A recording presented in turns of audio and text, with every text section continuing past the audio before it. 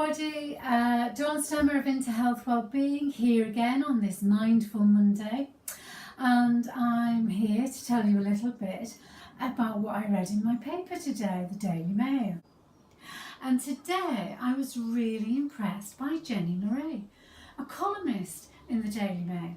One day after her 60th birthday, she made a monumental decision to quit smoking. Wow! First of all, congratulations and well done, Jenny.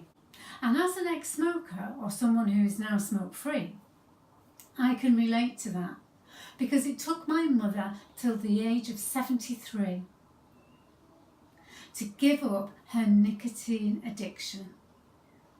I was a little bit more lucky than her. It took me till I was about 45 before I realised that fundamentally nicotine is an addiction, and it's a very, very hard thing to stop, just like any other addiction, food addiction, alcohol addiction. But getting back to Jenny, she stated that she had been a nicotine addict from the day that she was born, a lifetime of it. Why? Her grandfather and her father, she stated, all smoked. And as they bounced her up and down on her knee, what she remembers is that emotional attachment to the aroma of her father, the aroma of her grandfather, and the smell of that triggered in her a response that she needed to smoke. But actually what was happening is she was a second-hand smoker. Just like me, just like thousands of other people around the world, all the children growing up as I did in a smoking environment. But it's the emotional attachment I really want to talk to you about today, because our emotions are amazing things. They keep us connected to the people in our lives and the things that we love, and what we perceive to be is the things that we need. So not only did she have an emotional connection to her parents and her grandfather, but also she had a connection to the nicotine. And Jenny, like myself, was seduced by the sophistication of all the TV, the films.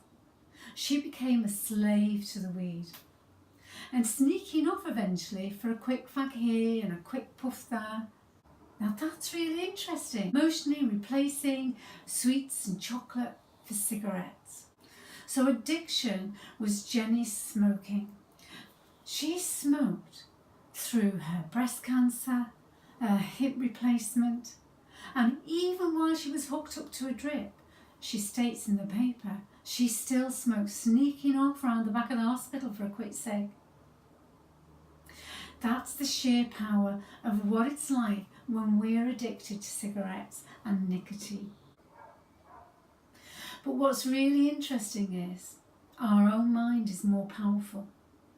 Our own thoughts are more powerful, because for Jenny, she managed to give up smoking 3 times in those 68 years, probably more.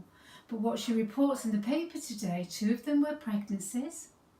So she convinced herself somehow that nurturing an unborn baby was more important than her addiction, until she became emotionally charged. 1 puff is all it takes to return back to becoming an addict. Her second child the same. Her 3rd attempt was with Alan Carr, their famous hypnotherapist. Nothing wrong with hypnotherapy. I use that myself, and I am a hypnotherapist. But for Jenny, it took all of 2 weeks.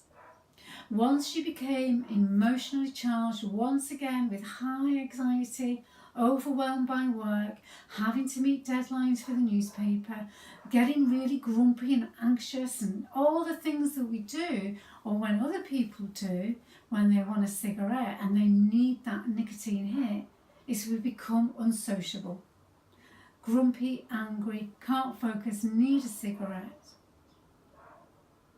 So her colleagues and her people around her say, oh, for God's sake, Jenny, just go and have a cigarette, just so they could get some peace. So you see, it's a very powerful drug. And every time we attempt to give up smoking, we then hit an emotional crutch, or straight back to the cigarette, because that soothes the brain. And when the brain is soothed, the body is soothed. So whether you've got an emotional deadline, whether you've got an emotional struggle, whether you're using it as an emotional crutch to food, to feed your habit, to keep your weight under control, we can change the emotional response in our brain. I do it many, many times with my clients. Brain work recursive therapy.